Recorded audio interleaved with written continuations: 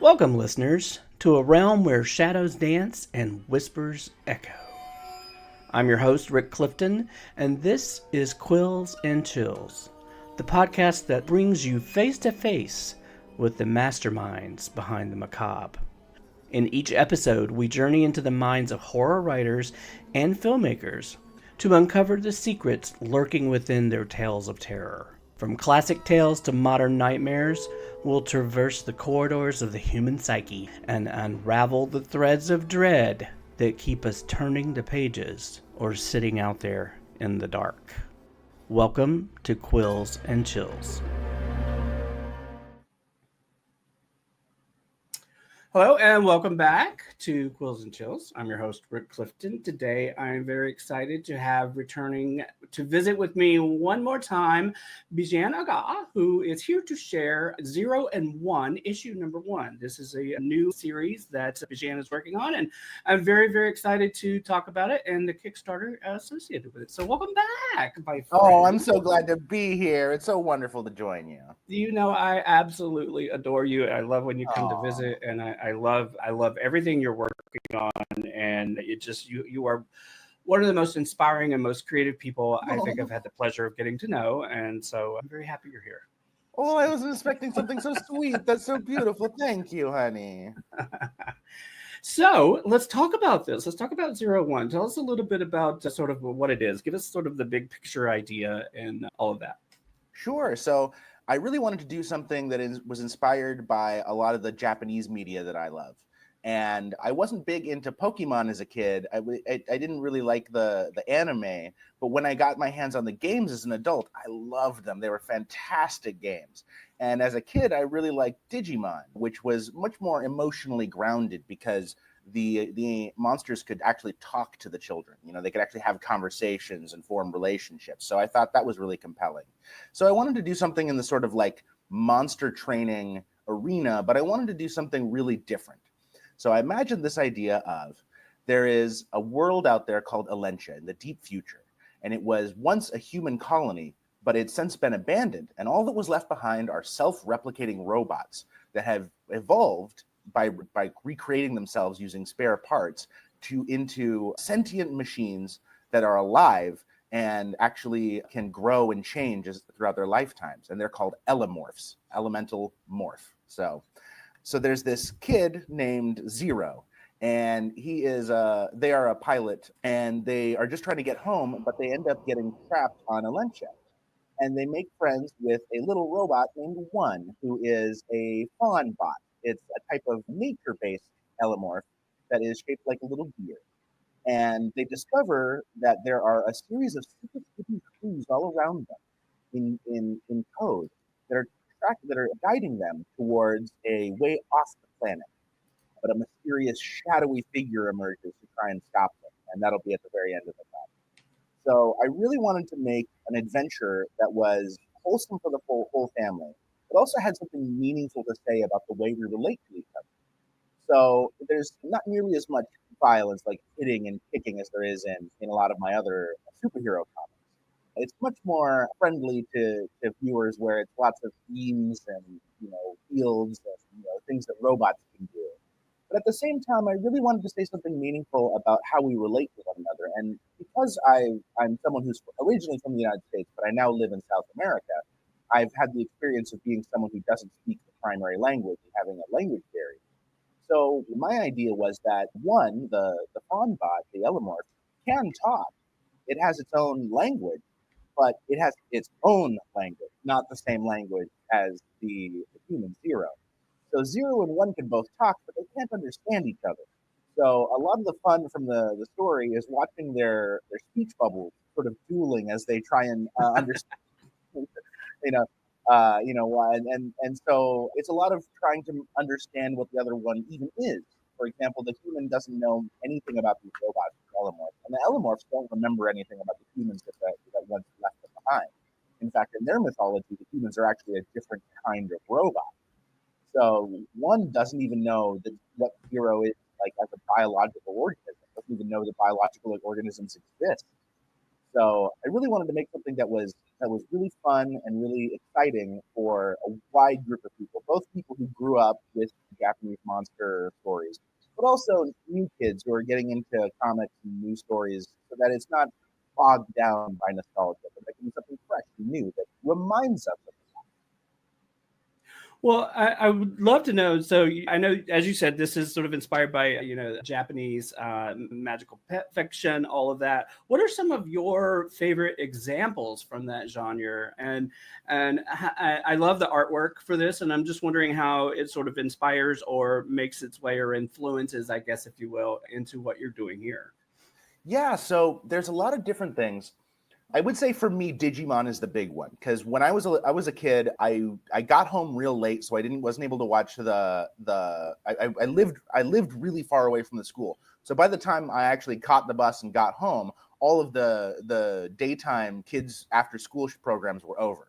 So I never got to watch anything after school. By the time I got home, it was the evening news, and so I was a Saturday morning kid, and I watched Fox Kids Saturday mornings, and that was Power Rangers and Spider-Man, and it was also Digimon. And Digimon had the most profound effect on me because I had seen these other, Pokemon, Yu-Gi-Oh to a small degree, Monster Rancher. I had seen these franchises, and what stood out to me was that in a lot of them they don't speak. In Monster Rancher they speak, but they don't really change or grow. They're very built into what their monster is, what their personality is. They're very locked into that. But in Digimon, the monsters would sit and talk and have conversations, meaningful conversations about the meaning of life, about the meaning of their mission, about their relationships, their likes and dislikes, and even in the show there were these things called crests that represented some sort of inherent trait of the child, but that they had to actually find a way to fully express that trait through their relationship with their partner to try and achieve a new level of power. So it was very relationship based, and that's what I really liked about Digimon over the other ones.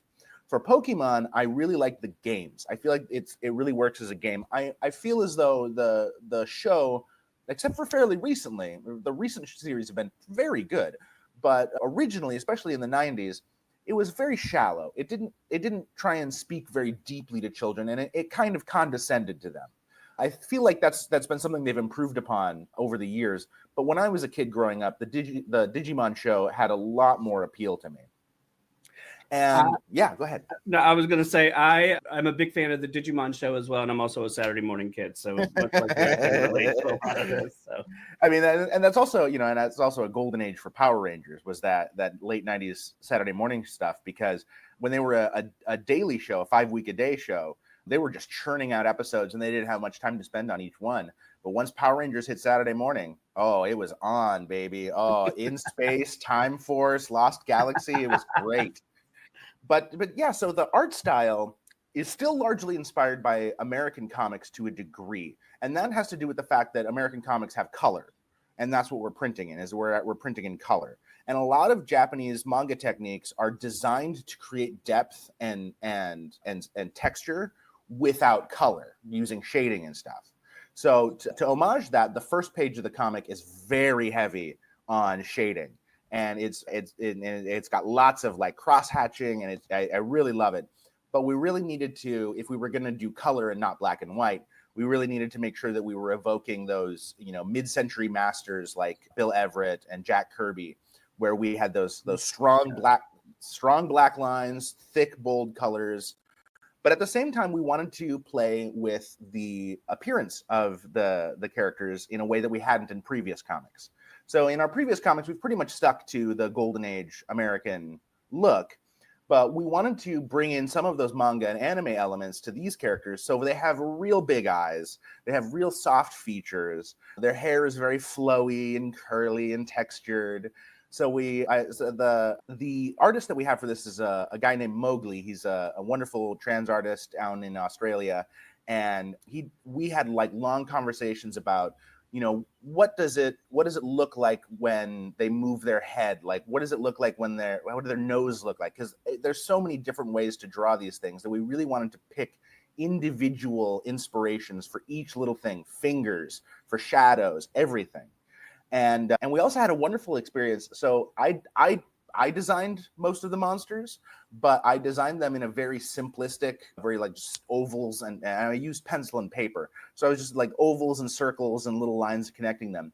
And then my friend Ceci, who is originally from Uruguay, but she's now living in Sweden, she took those designs and she translated them into concept art. And that's what we did to sort of mimic the Ken Sugimori art of illustrations for Pokemon, where Ken Sugimori was the first person to take the ideas that they had for the characters and turn them into illustrations. So Ceci was instrumental in turning my weird little doodles into actual monster designs. And then those were used by Mowgli to actually create the panels in the comic. So there's a lot of common elements you'll see between the different monsters, and that I wanted to make it clear that they were all part of the same oeuvre. Because one of the things that I think that a lot of monster, magical monster taming franchises have is that their monsters look so different from each other that it's actually hard to tell that they're part of the same franchise. Charizard looks nothing like Pikachu. They have nothing in common. And that's just Gen 1. And there's Vanillish, who's an ice cream cone. So I wanted to have a little more cohesiveness to their design. So you'll always see things like pin joints. And I forget what they're called. In a shower, the shower handle will have the tube that runs from the and then but it's made out of metal and it's sort of ridged so that it's flexible. I use that as an inspiration for all the necks and like fingers of the monsters, where they have these like interlocking metal plates that sort of allow it to move and bend. So I really wanted the monsters to have a unified design, and that's why I went ahead and did the basic, simple, crap version of the illustrations, and then had a real artist go in and actually make them into real monster designs. So it was a three-way effort. I was heavily involved in the original designs. Ceci brought in a real artist's flair, really fleshed them out, gave them a three-dimensional appearance. And then Mowgli was able to take what we had, our ideas for blending Western and Japanese art styles, and brought them to life in full, not just static pictures of them from the side, but, from different angles, looking up, looking down, different poses. So it was very much a group effort for sure. Bijhan, as you talk about this, it makes me want to. We need to do some kind of BTS or documentary about how these things come to life. I want to see that work happening as you talk about it. I just envision it in my head, and I'm like, oh my gosh, that would be so cool to see you guys, see all of you working as sort of all this comes together, because it is truly. I think my favorite part about any creative project is just figuring out the creative. Right? It's just really kind of getting in. It's like you said, having many, many conversations about just how a nose is going to look when it's moving. I mean, God, Right. I just love that. It's so beautiful and inspiring to me. So I think that's actually something we're really missing in modern society. Is when I was a kid, PBS would always have documentaries about new movies that were coming out, and they would show, hey, this is how they did the Tyrannosaurus from Jurassic Park. Here's the machinery, here's them putting it together. They had a bunch of trouble in the rain and it got rust. So I would learn all about how these movies were made. And then DVDs came out, and they always were loaded with special features. So they had director's commentary, behind the scenes featurettes. That's what I love the most, is the director's commentary. I know. I love that stuff. I remember I had more fun watching Shaun of the Dead with the director and actor's commentary than just by itself.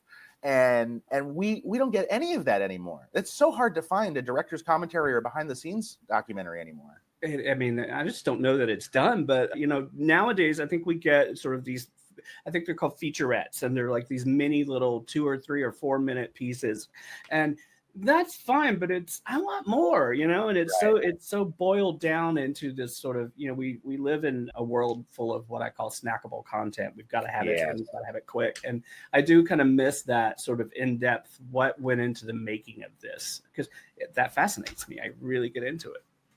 Well, I'm trying to work within the limitations of modern media, but also try and evoke something more traditional. So that's why I'm making these single issues to start with, because, goodness knows I have more than enough story in my head to make a whole graphic novel, but people need digestible amounts of story. And also, we need to fund these things one at a time in order to make sure that they're all funded and that we are able to complete the series. So Right. so the fact that this is just issue 1, I promise we have more. We have more coming down the line. So we have I'm excited. yeah, with our comics, I always wanted to make them 6-issue miniseries. I feel like that's a real sweet spot.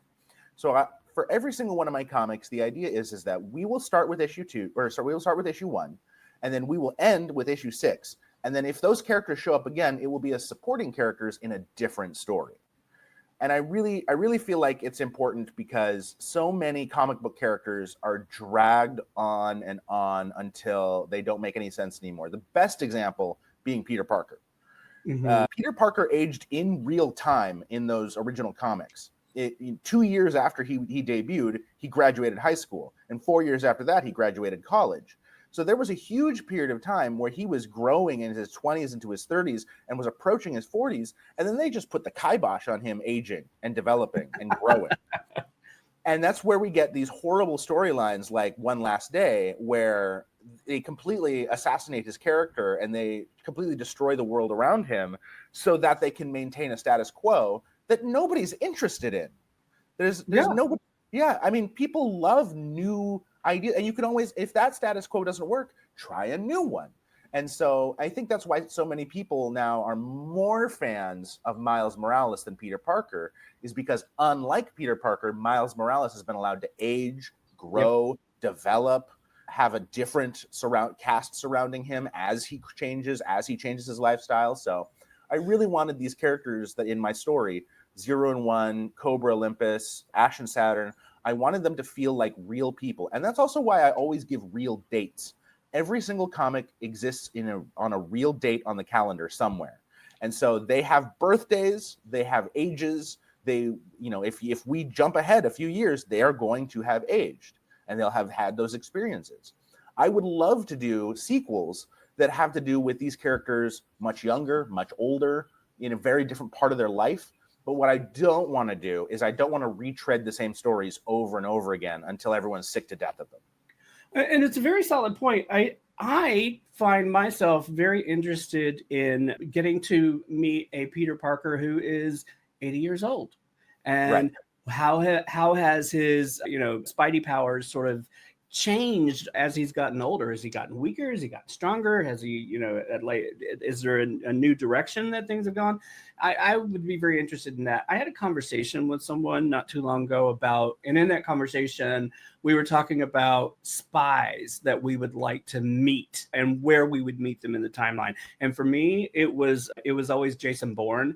I want to meet Jason Bourne, but I don't want to meet Jason Bourne that, just woke up on the boat with amnesia. I want to meet the 80-year-old, the 90-year-old Jason Bourne.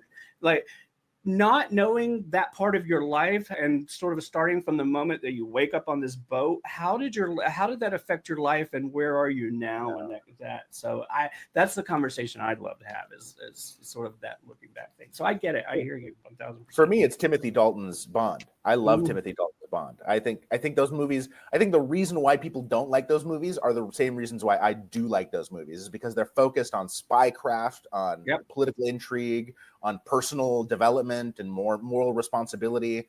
And they're not, Roger Moore jumping off a mountain and then having a parachute with the Union Jack on it,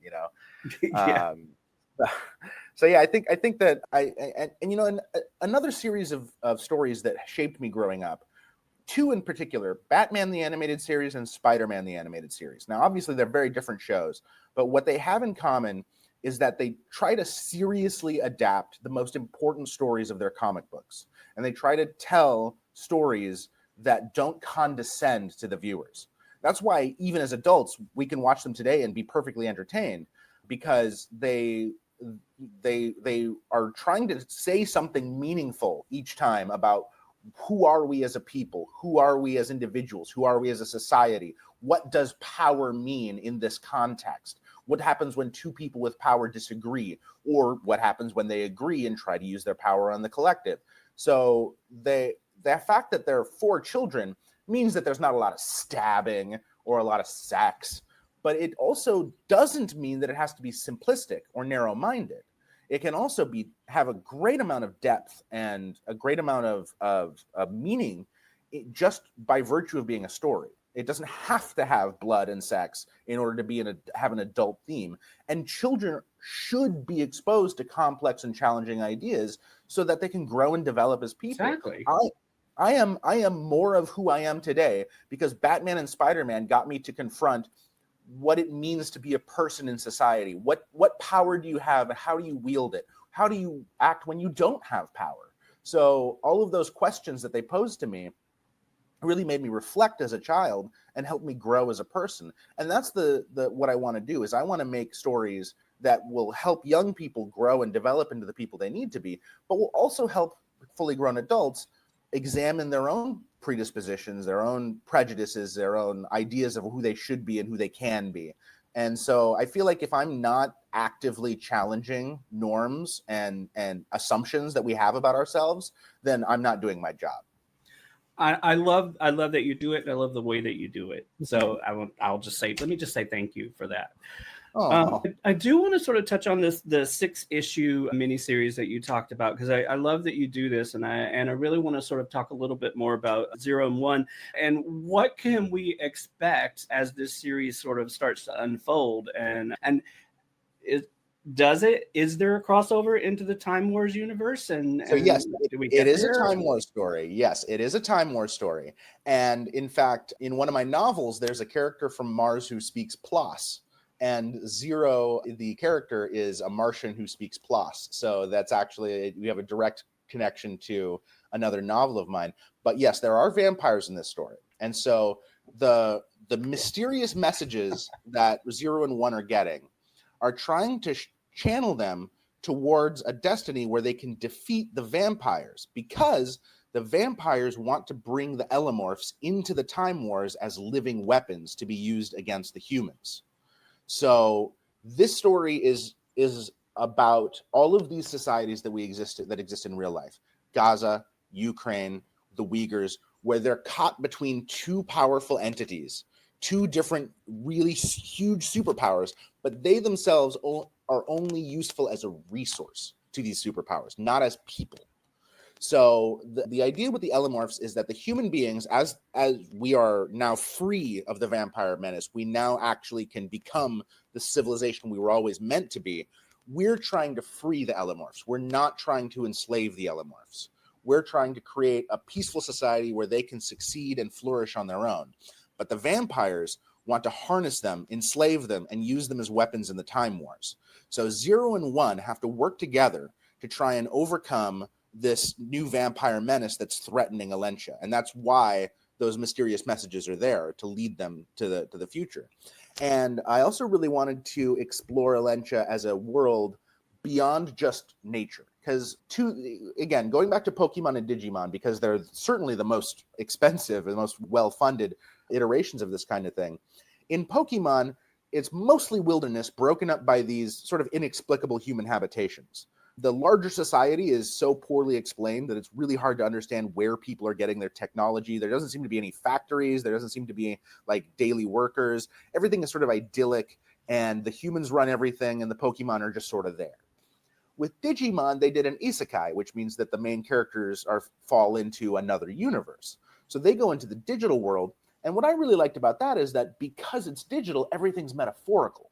So they want to contact home, so then they stumble on a beach with tons of payphones on them. And so, but then they pick up the payphones and they don't work because they can't connect. So they willed those payphones into existence because they're human beings in a world of data and thought. I thought that was a lovely idea. But what I really wanted to do was think more about what it would be like to actually have a robotic society. So these robots are capable of reproducing, but they don't have sex and give birth. They physically manufacture their progeny with their hands out of raw materials. And they build structures, they build societies, they build cities, but they don't meet the needs of a human being.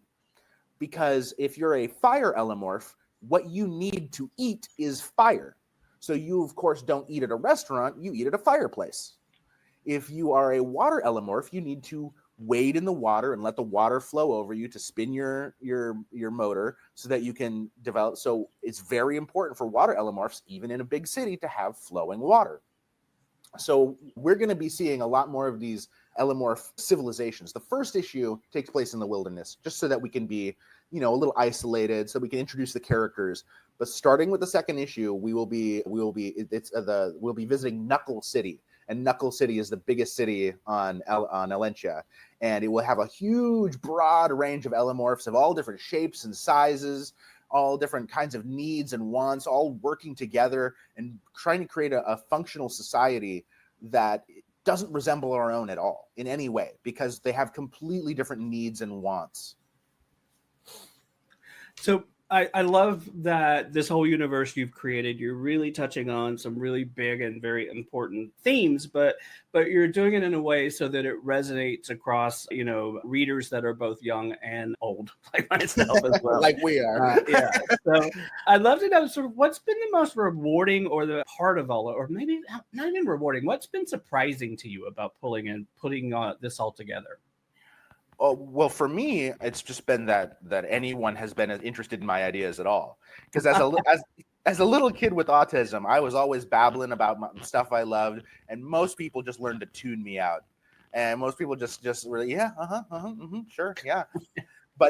And I think it really helps that I hone my craft, because I'm sure that the stories I was telling as a 4-year-old were much less sophisticated and intelligent. But it really helps that I've actually been able to, create something of some value, hopefully, but that other people get excited, especially the artists. That's what really makes me feel strongly, is when the artists get really invested, because I feel like I'm making a connection with another creator that's so rare and so precious, where we can actually see into each other's vision of what this could be, and we're able to work together to make it actually occur. And so, for example, the first time I was able to see 0 and 1 on the cover in full color, with their little "I'm gonna get you" expressions on them. Oh, it wasn't just amazing because I was seeing my idea come to life. It was amazing because I was seeing someone else interpret my ideas through their own hand onto artwork. That's what meant so much to me. That was incredible. Having worked on a bunch of projects that have come together across different mediums myself, I can absolutely understand and relate to that feeling when you see it. You pitch an idea, someone sort of gloms onto the idea, and it sort of comes to life. And yeah, it's truly just, it's a special feeling. It's, like sometimes for me, it's like, is this really happening? And why is this, like, why is anyone even interested in this? But it's nice to see. So. Yeah. So let's talk about the Kickstarter a little bit. So tell us a little bit about the Kickstarter. The Kickstarter is just to print the first edition. So that's what we're doing, is we're trying to print the first edition. No matter what happens, this will be available as a digital PDF and as a print online. I would print on demand, but I would love to have some beautiful, lovely first edition copies made with a gold border. I think that it'll be really special and a nice collectible for anyone who's interested in comics. We have a great printer set up. We just did a whole bunch of comics with them. Fantastic service. They always catch things that I wouldn't have caught. They always make sure that it's the highest quality. I once tried to submit things that were too low resolution. They said, no, we will not print it at that low resolution. You need to provide it a higher resolution. I said, yes. Oh, you got it. So we've got the highest quality possible comics. They're coming out of, and they're made in the United States, right? Not Canada, not China. They're made in the United States. And so the Kickstarter, we have lots of rewards, not just physical. We have lots of digital rewards. You can get both the digital PDF and the video comic, which has full voice acting and music. The video comic was originally designed for people with mobility issues who can't physically hold a comic up to their face, or maybe even their cell phone if it's a PDF. And so they need to be able to just put it on a screen and sit back. But lots of other people enjoy it as well, just as a way to watch the comic. So I work really hard to make sure that it really reflects the tempo and the pace that I was trying to create in the comic. I make them myself. So I added everything myself. So I really try to make sure that they're very faithful to the original. And then for the physical comics, you can get a single issue. You can get a collector's edition, which is 2 issues, one to keep in the bag and one to take out and read. And then my favorite is the allyship tier, which is where you get 2 comics for yourself, and you can send 5 comics to prisoners who have requested, U.S. prisoners who have requested queer literature through LGBT Books to Prisoners, the nonprofit. That is probably one of my favorite options that you offer up, and I think that's pretty fantastic. So, and this comic is very, very, very non-binary. Like, obviously there's no sex and there's very little in the way of relationships, but none of the characters use gendered language. Zero is from a civilization that no longer uses the gender binary. So Zero is a human being who does not exist in a world where the gender binary is meaningful or even relevant. And the Ellimorphs themselves have no concept of gender. They, like I said, they physically construct their progeny with their hands. So there's no need for there to be a binary system of parenthood. Most parents are single parents. And if they do have multiple parents, there's no reason for them to be different kinds of things. There's no reason for them not to be either. So the idea is that every Ellimorph uses it pronouns because they are robots. They are machines. They do not have genders. And Zero uses they, them pronouns because they are a human. They are a living creature, but they exist in a world where the gender binary has been outdated for millennia. So this is an extremely non-binary book. I love that, and what a beautiful concept. So, well, the Kickstarter information, all of that, obviously I'll have up on the screen. I will include that in the show notes as well, and I will make sure that there's a link to it in any of the socials and everything as well. So, I love this universe. I love what you've put together here. I want you to come back and talk to me when you have the next issue of this ready to go. Like I said, you know this. You have an open invite, so just come on back anytime. You are always Thank you so much, honey. I appreciate it. All right. You are one of my favorite people, so thank you so much for coming on and talking to us about 0 and 1. And my absolute pleasure. Yeah. All right, you guys. We'll see you next time. Thanks for stopping by. Cheers. Thanks for joining me on another episode of Quills and Chills. I hope you enjoyed our deep dive into the mysterious and the haunted. If you're enjoying the show, don't forget to support us by subscribing on your preferred podcast platform and leaving us a rating or review, because your feedback helps keep those chills running down both our spines. And feel free to share the show with your favorite fellow horror enthusiasts. Also, if you guys have any spooky stories, strange encounters, or paranormal experiences of your own, I'd love to hear them. Reach out to me on social media or email me at quillsandchillspodcast@gmail.com. Who knows? Your story might end up on a very special episode. Anyway, thanks for listening, and I will see you back here next time on Quills and Chills. Bye, y'all.